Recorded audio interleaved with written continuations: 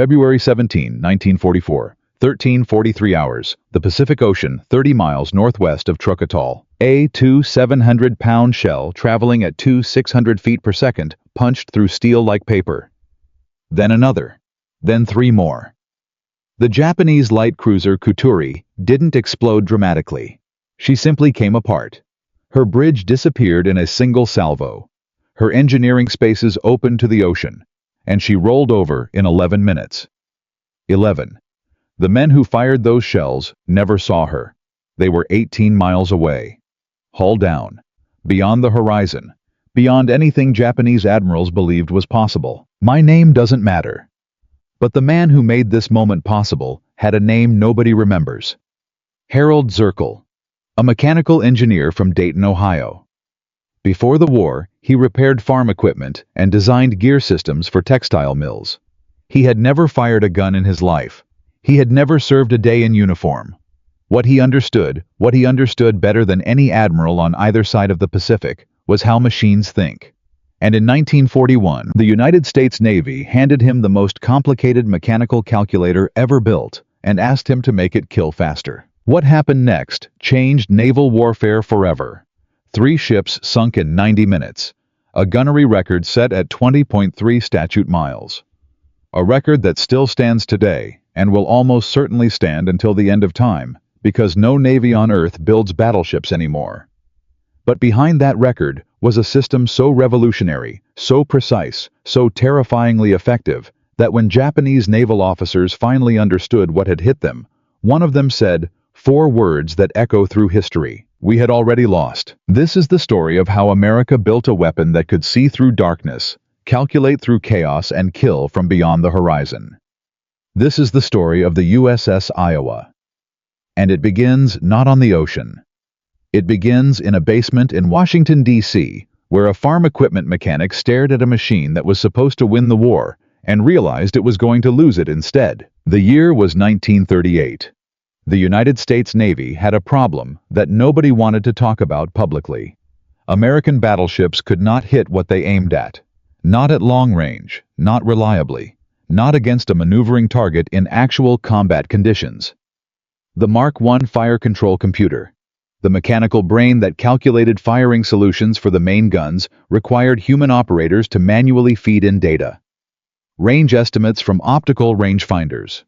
Target speed, target course, wind speed, air temperature. And the process took time. Precious, fatal time. In a real engagement against a real enemy, that time meant the difference between a straddle and a miss, between a sinking ship and a surviving one. American gunnery drills in the 1930s produced results that terrified the officers who saw them. At 20,000 yards against a maneuvering target, hit rates were embarrassingly low. Not 50%, not 30%, sometimes single digits. The Navy's dirty secret was that its battleships, the most expensive weapon systems ever built, could not reliably destroy what they were designed to destroy. Meanwhile, across the Pacific, Japan was building Yamato, the largest battleship in human history. 72,000 tons, 9 guns, each barrel firing a shell that weighed 200 pounds, more than a full-grown hippopotamus, traveling at speeds that could penetrate 2 feet of hardened steel plate. Japan's naval strategists had built their entire war plan around one concept: Kantai Kessen, the decisive battle. Their battleships, crewed by men who had trained harder, longer, and more brutally than any sailors alive, would close to medium range and annihilate the American battle line through pure superiority of will and firepower. The Japanese had done this before.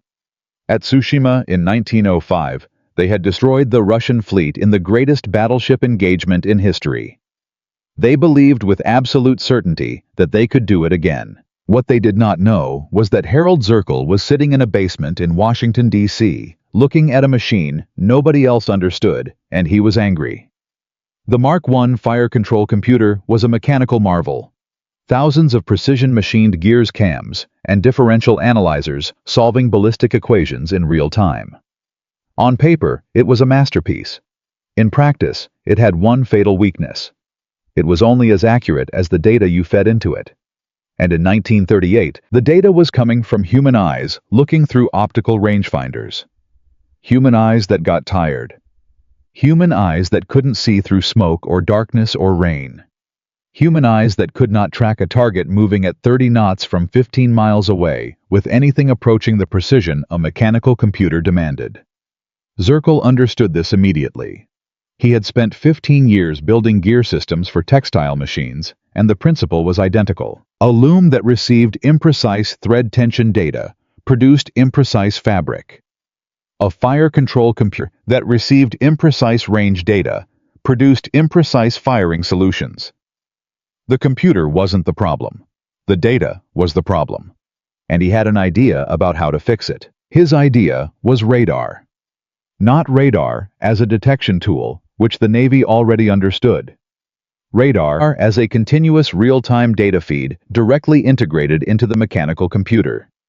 Instead of a human operator reading a number off a rangefinder and manually entering it into the system, Zirkle proposed wiring the radar directly to the computer's input mechanisms.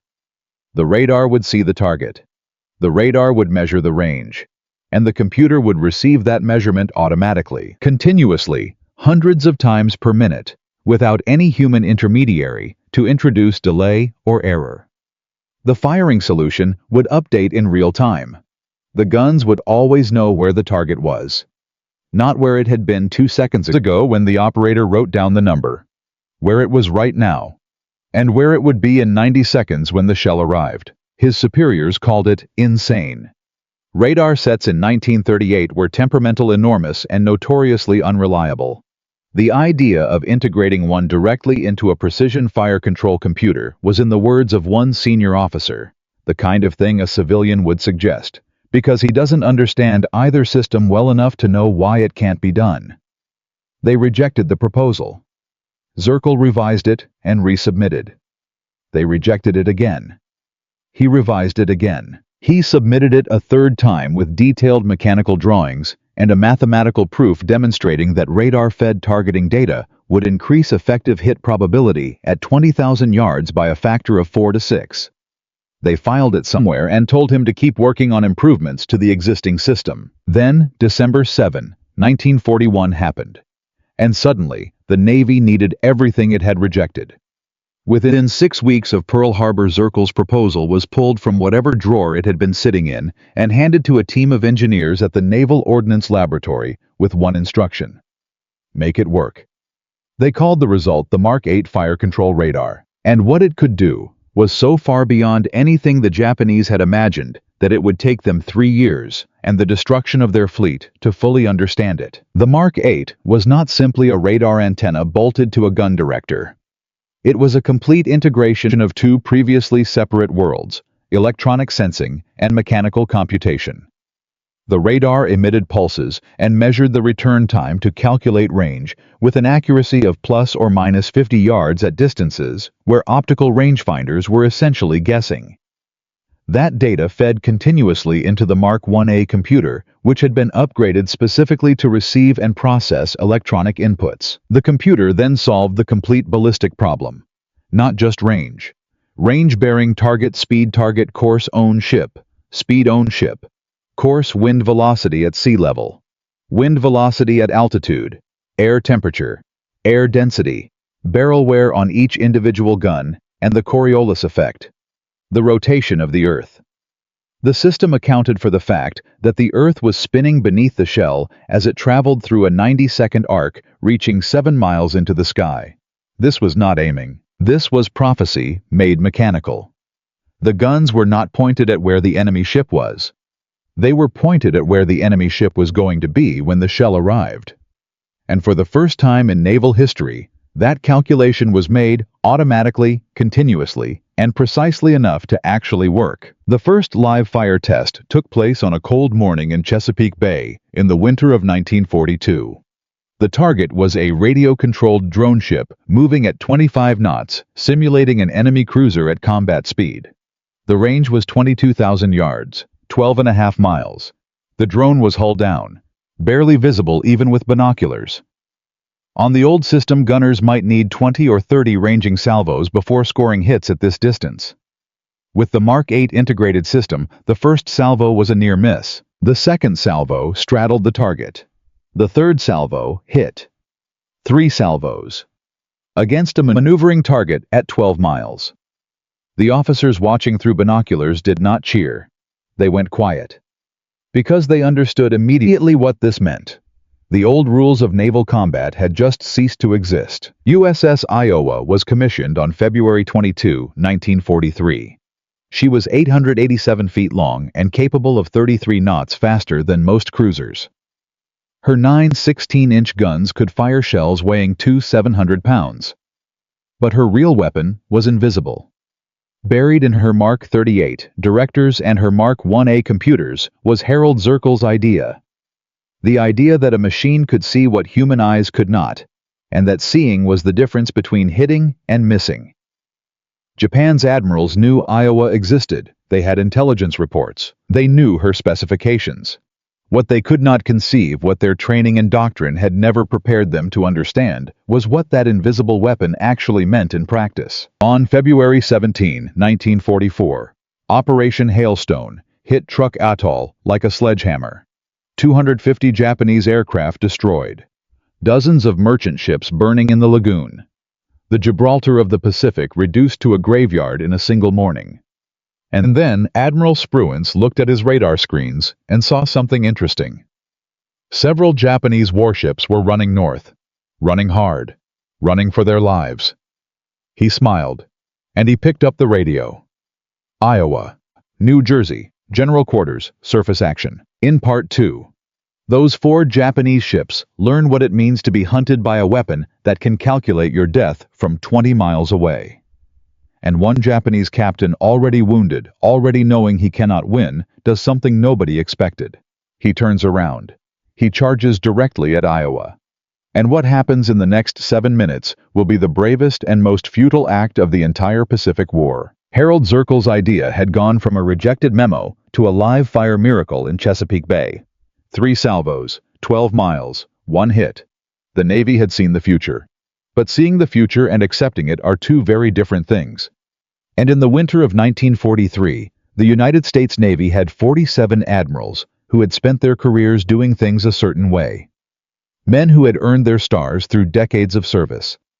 Men who did not take kindly to a civilian from Dayton, Ohio, telling them their methods were obsolete. What Zirkel was about to discover was that the most dangerous enemy he would ever face didn't wear a Japanese uniform. He wore an American one. Rear Admiral Thomas Withers had commanded submarine surface ships and shore installations across a career spanning 30 years. He sat across from Zirkel in a conference room at the Bureau of Ordnance in January 1943 and listened to the proposal with the expression of a man being told the earth was flat. When Zirkel finished speaking, Withers was quiet for exactly 4 seconds. Mr. Zirkel, do you know how many rounds a trained crew can put on target at 15,000 yards using our current system? Between 6 and 9%, Admiral, under ideal conditions. That is correct. 6 to 9%. And do you know how many engagements in this war have occurred at ranges beyond 20,000 yards? Zirkel didn't answer. He knew what was coming. None, Withers said. Not one. Because ships don't fight at 20,000 yards, Mr. Zirkel.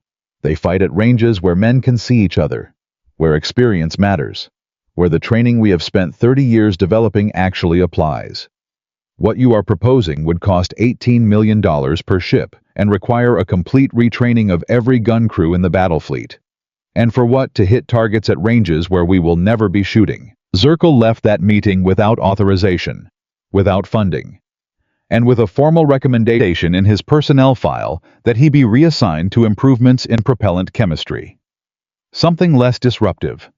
Something that wouldn't threaten the fundamental assumptions of men who had built careers on those assumptions. 3 weeks later, he received a letter informing him that his radar integration project was formally suspended pending further review.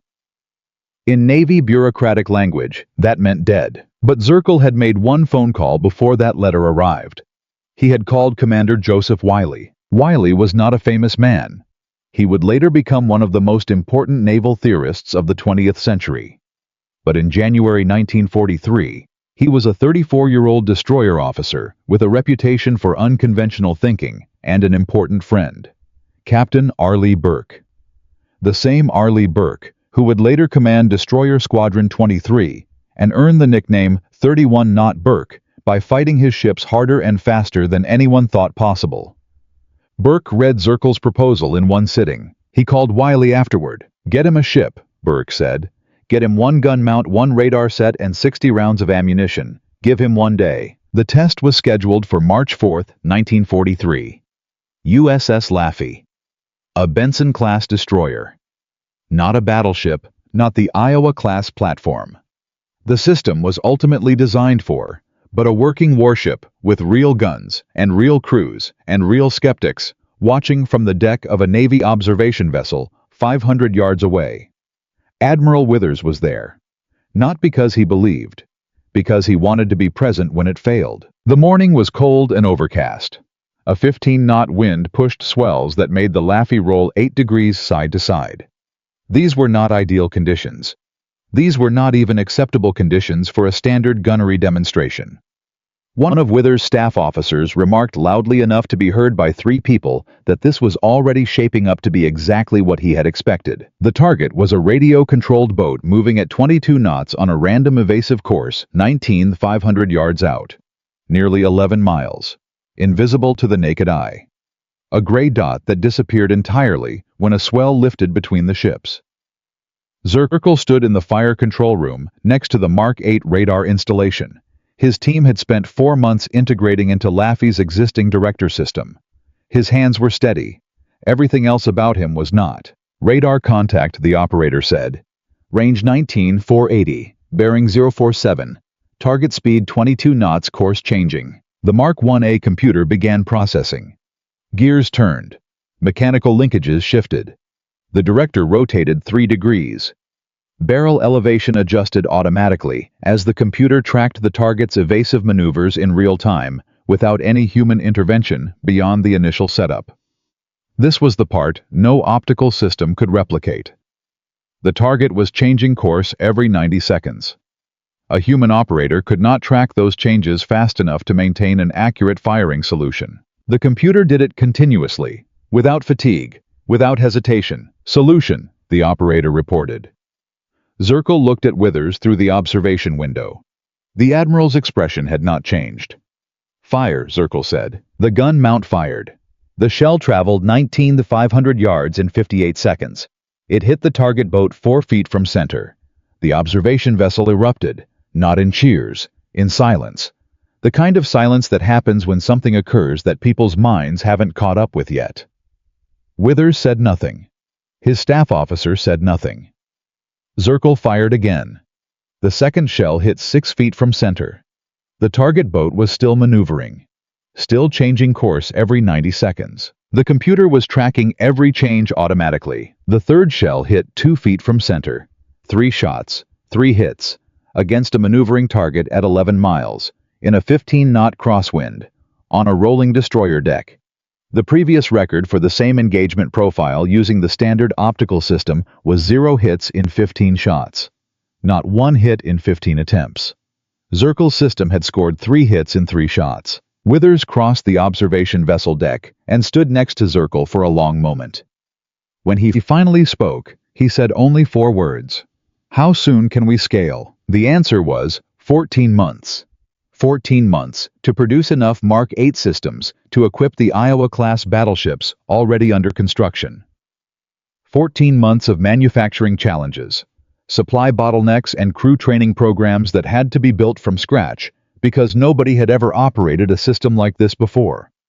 The gun crews who had spent years mastering optical range-finding techniques had to unlearn fundamental habits. Some refused. 2 petty officers on Iowa's initial crew requested transfers rather than abandon the methods they had trained on for a decade. Their replacements were younger men who had never known any other way. By December 1943, Iowa was operational. Her Mark 8 radars integrated fully with her Mark 1A computers. Her gun crews trained. Her systems tested. And Japanese naval intelligence had a file on her specifications that was accurate in every technical detail except the one that mattered. They knew her range. They knew her shell weight. They did not understand what her fire control could actually do under combat conditions. They knew it existed. They believed, based on their own radar systems, which required manual data entry, that the practical advantage would be marginal. They were wrong by a factor of 6. And on February 17, 1944, northwest of Truk Atoll, they were about to find out exactly how wrong. The 4 Japanese ships were running north at maximum speed. Kuturi Mikaze Nowaki and Akagi Maru. Their captains knew American battleships were behind them. They knew the range was closing. What they were counting on was the same assumption that had governed Japanese naval doctrine for 40 years. At extreme range, fire becomes inaccurate. Ships become difficult to track. The ocean is enormous, and shells are comparatively small. If they could maintain distance, they might survive until nightfall. At night, Japanese torpedo tactics and superior training in close-range combat might even the odds. The plan was not unreasonable. Against any battleship built before 1943, it might have worked. But the radar in Iowa's director had already found them. And Harold Zirkel's machine was already calculating exactly where Kuturi would be in 90 seconds. Captain Saji, aboard Kuturi, did not know that his evasive maneuvers were being tracked automatically in real time by a mechanical computer 18 miles away that had already accounted for every course change he might make. He did not know that the shells already in the air were aimed not at his ship, but at the ocean where his ship was going to be. He was fighting a battle using rules that had just been permanently changed. And in Part 3, when those shells arrive, and when the smoke clears, and when the Japanese Naval General Staff in Tokyo reads the after-action reports, what happens next will reshape everything. Both navies thought they understood about modern war. Because Truk was not the end of the story. It was the warning. And Japan had no way left to answer it. Harold Zirkel's idea had gone from a rejected memo to a Chesapeake Bay miracle to full deployment on the most powerful battleships America had ever built. The Mark 8 radar fire control system was operational. Iowa was hunting. And northwest of Truk Atoll 4, Japanese ships were running north at maximum speed, completely unaware that a mechanical computer 18 miles away was already solving their deaths. But when the after-action reports from Truk reached Tokyo, something changed. Japan's admirals finally understood what they were dealing with. And their response would push this technology and the men who built it to the absolute breaking point. In the weeks following Operation Hailstone, Japanese naval intelligence produced a 47-page analysis of the surface engagement. They had survivor accounts from Nowaki. They had Coast Watcher reports. They had the mathematics of what had happened. Iowa had scored decisive hits on Kuturi in 4 salvos, at 18 miles. The analysis concluded correctly that American fire control technology had advanced beyond anything Japanese doctrine had anticipated. The response from Combined Fleet Headquarters was immediate. Emergency meeting. February 28, 1944. Admiral Soemu Toyoda presiding. Toyoda was not a man who panicked. He had commanded warships, naval districts, and fleet units across 35 years of service. But the Truk report shook him in a way that few documents had. He understood the implication immediately. If American battleships could achieve effective fire at 18 to 20 miles, the entire premise of Kantai-Kessen was destroyed. The decisive battle could not happen at 10 to 15 miles. It would happen on American terms, at American ranges, with American technology, controlling every variable that mattered. He ordered 3 responses simultaneously. Accelerated development of Japanese radar fire control integration. Identification and analysis of every American radar installation that could be captured or examined. And a complete tactical revision of surface engagement doctrine to emphasize night fighting and torpedo attacks at ranges below 8,000 yards, where radar advantages would be reduced and Japanese close combat training might compensate. None of these responses would arrive in time to matter. Japan's industrial capacity in early 1944 could not produce advanced radar systems at scale.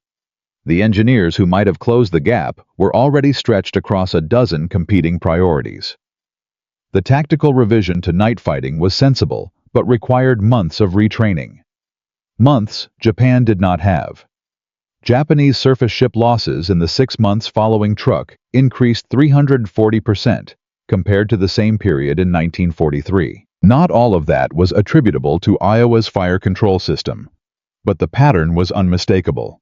American surface engagements were becoming faster, more decisive, and more one-sided at every range above 10,000 yards. But this is not the moment to celebrate. Because back in Washington, Harold Zirkel was facing a crisis that had nothing to do with Japan. It had to do with mathematics. Specifically, the mathematics of scaling a precision system designed and tested on one ship to an entire battle fleet. The Mark 8 radar required calibration every 72 hours under combat conditions. This had not been a problem during testing. It became a catastrophic problem during deployment. Each calibration required a trained technician, specific tools, and approximately 4 hours of downtime for the fire control director. The Navy had 14 technicians qualified to perform this procedure. They needed 340. The gap between those numbers meant that by June 1944, 23% of deployed Mark 8 systems were operating outside calibration tolerance. Zirkel received the report on a Tuesday morning. He read it 3 times. Then he walked into the office of his supervising officer at the Bureau of Ordnance and put the report on the desk. "We have a problem," he said. Commander Richard Harrison looked at the numbers. Then he looked at Zirkel.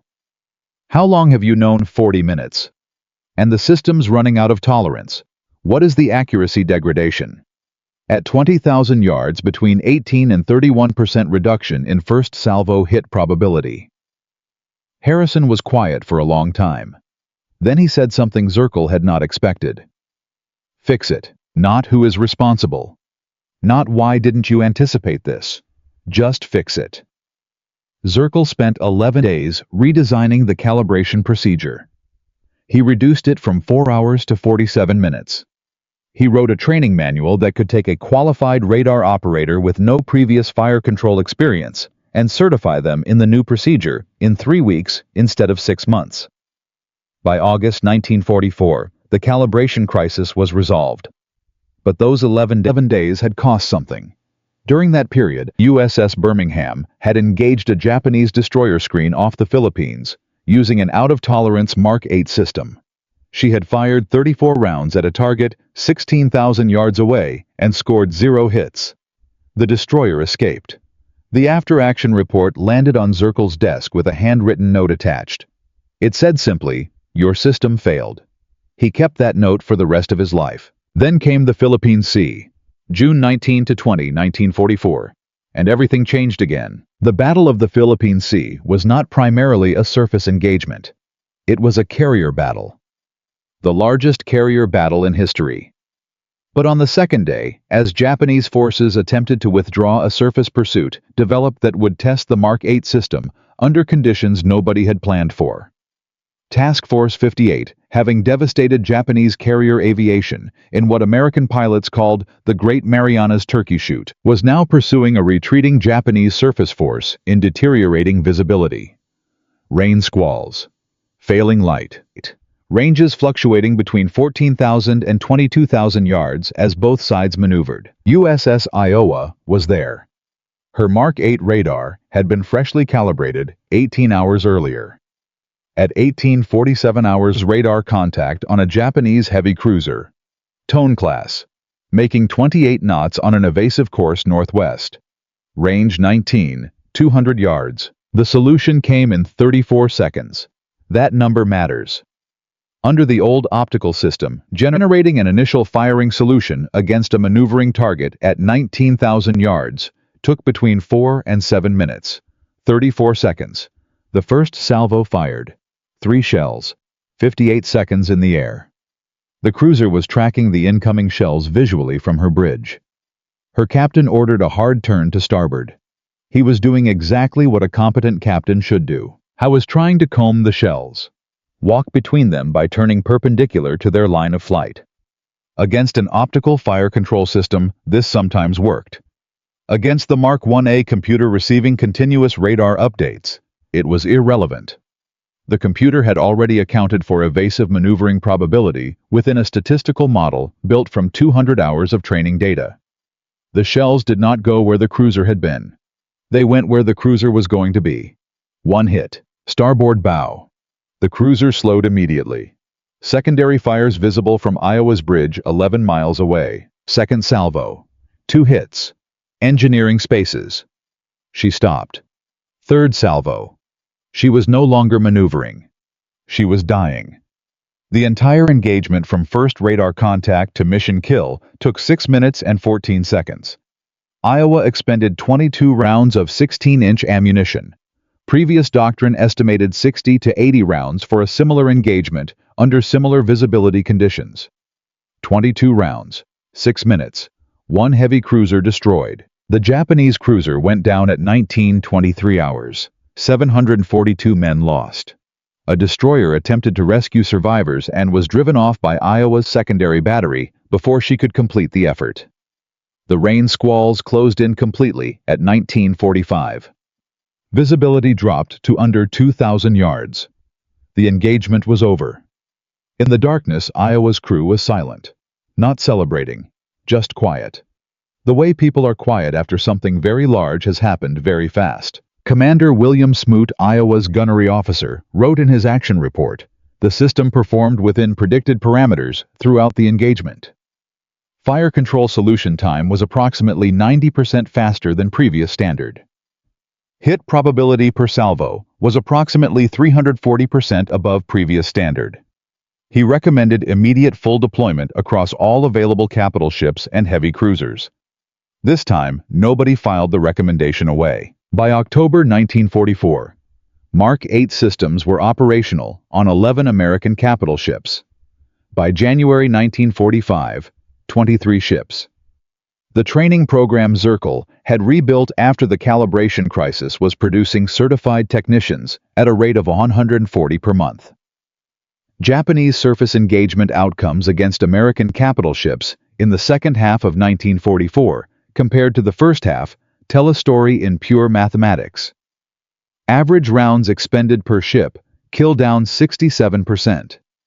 Average engagement duration down 54%. American ships, damaged in surface engagements, down 43%. These numbers represent thousands of American sailors who came home because shells found their targets faster and guns went silent sooner. Japan's Navy effectively ceased to exist as a coherent fighting force after Leyte Gulf in October 1944. The causes were multiple, but the surface engagement data from that battle shows something specific. In every engagement where American capital ships equipped with Mark 8 systems faced Japanese surface units, the outcome was the same: faster, more accurate, more lethal. The Japanese ships were not outgunned in terms of shell weight. They were outgunned in terms of the one variable that determines everything in naval combat: whether the shells actually hit. Harold Zirkle received a Navy Commendation Medal in November 1944, in a ceremony that lasted 11 minutes. A captain read a citation. Zirkle shook 3 hands. He went back to work the same afternoon. Because there was still a problem. The Mark 8 system worked perfectly against surface targets. Against aircraft, it had significant limitations.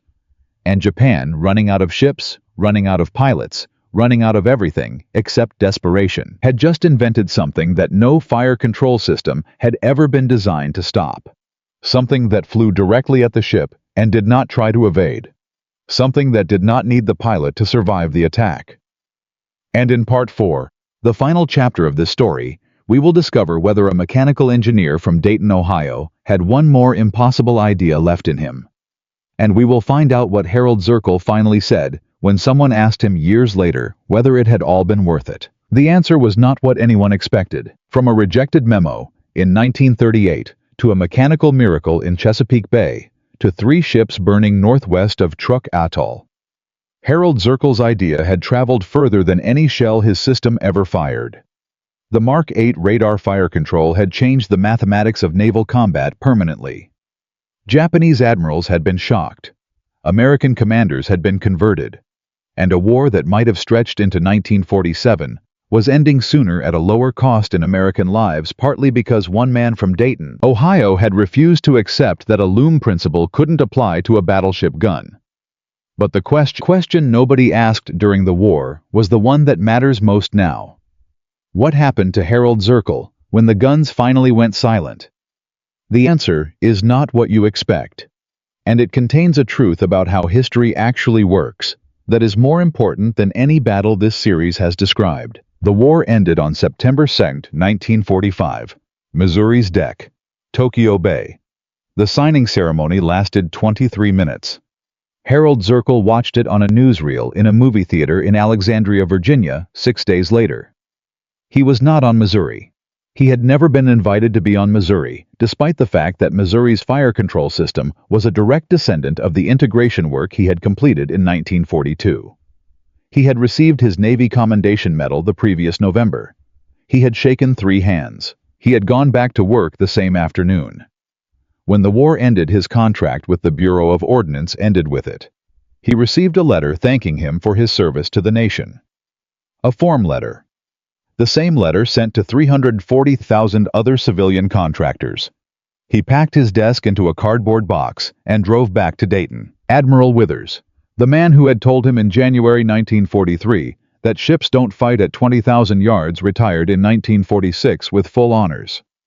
He received the Legion of Merit.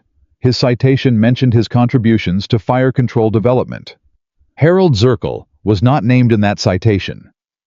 Commander Joseph Wiley, who had secured Iowa's first radar demonstration, went on to become one of the most respected naval theorists of the post-war era.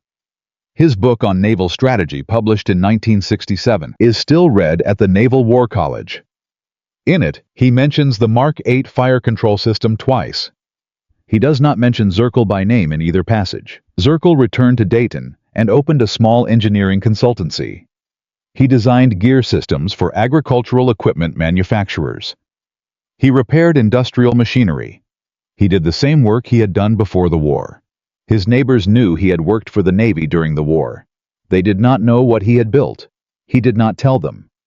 When his son asked him once in 1952 what exactly he had done during the war, Zirkle thought for a moment and then said, "I made some machines more accurate." His son remembered that answer for the rest of his life without fully understanding it. Harold Zirkle died in 1978 at the age of 74. His obituary in the Dayton Daily News described him as a local mechanical engineer and veteran contractor. 4 sentences. No mention of Truk. No mention of the Philippine Sea. No mention of the record that stood unchanged and will stand unchanged as long as navies exist. But the system he built did not die with him. And this is where the story becomes something larger than one man's forgotten biography. The Mark 8 fire control radar was the direct ancestor of every integrated weapons targeting system built in the subsequent 80 years. The core principle that sensor data should feed automatically and continuously into a computational firing solution without human intermediary delay became the foundational architecture of modern weapons guidance. The Aegis Combat System, which today protects American carrier battle groups and the naval forces of 14 allied nations, operates on an elaborated version of the same principle Zirkle sketched in that rejected 1938 proposal. Sensor data, continuous computation, automatic firing solution engagement. The loop he designed now runs at electronic speeds instead of mechanical ones. The computers are silicon instead of steel gears. But the architecture is his. During the Korean War, Iowa-class battleships provided shore bombardment using Mark 8 equipped fire control systems. Hit accuracy at maximum range against fixed targets exceeded 94%.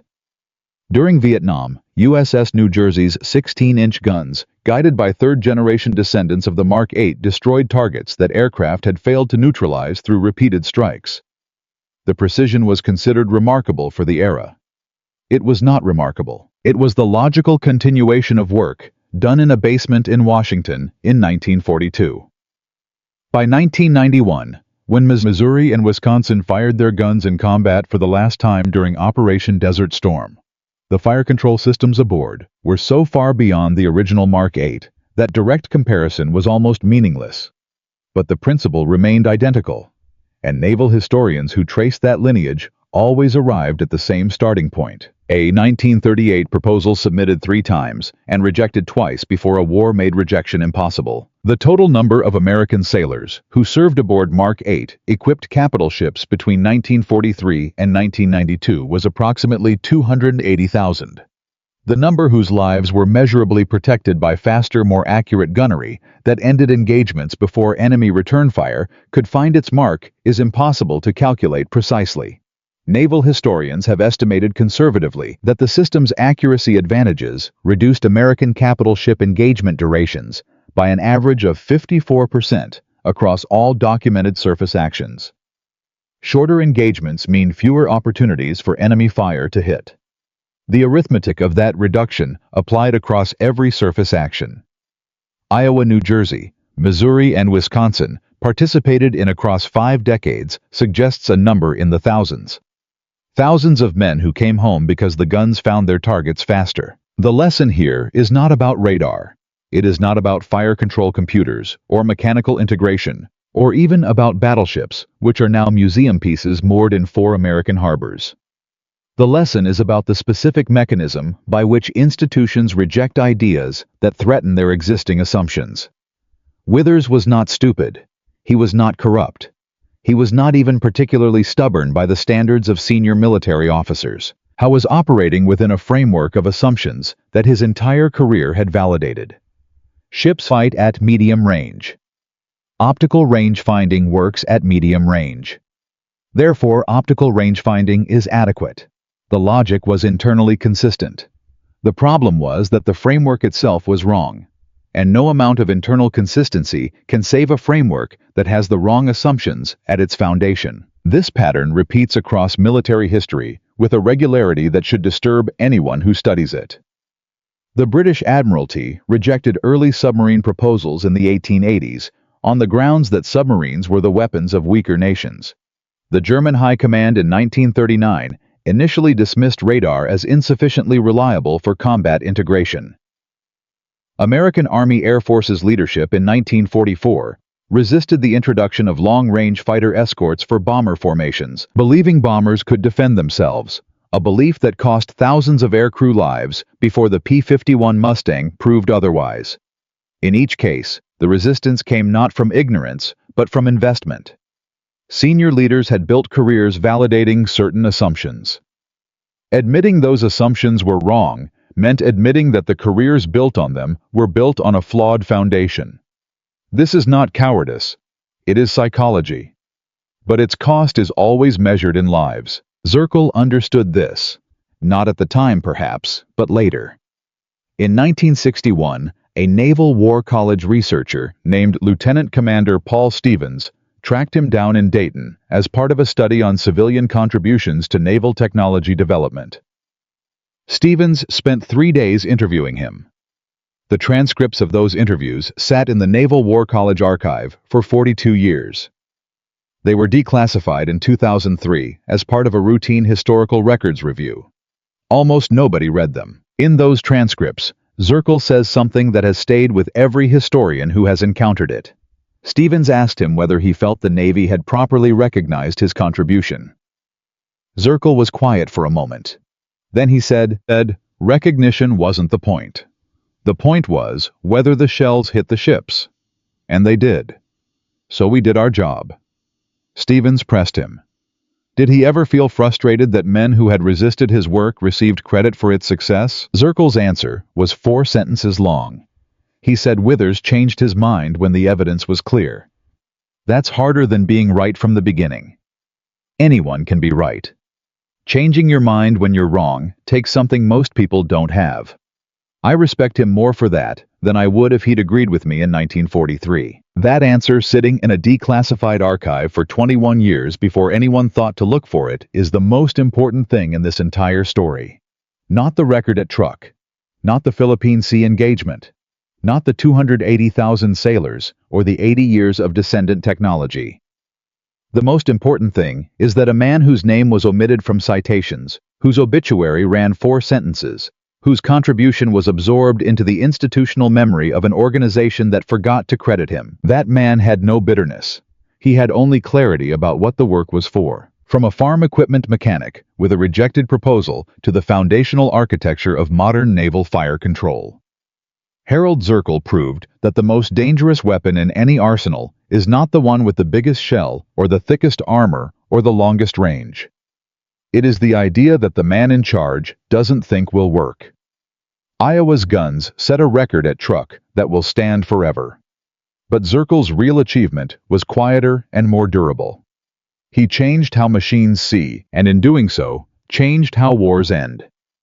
Somewhere in the naval archives of 14 nations in the targeting systems of warships that have never fired a shot in anger in the Aegis computers, watching skies over oceans, Harold Zirkle never visited. His work is still running, still calculating, still pointing guns at where the target is going to be, not where it was, where it will be. That is what it means to be ahead of your time. And that is why this story was worth telling. If you know another story like this, someone whose name history forgot, but whose idea history kept, tell us in the comments. There are hundreds of Harold Zirkles in the archives of World War II alone. Subscribe and we will find them.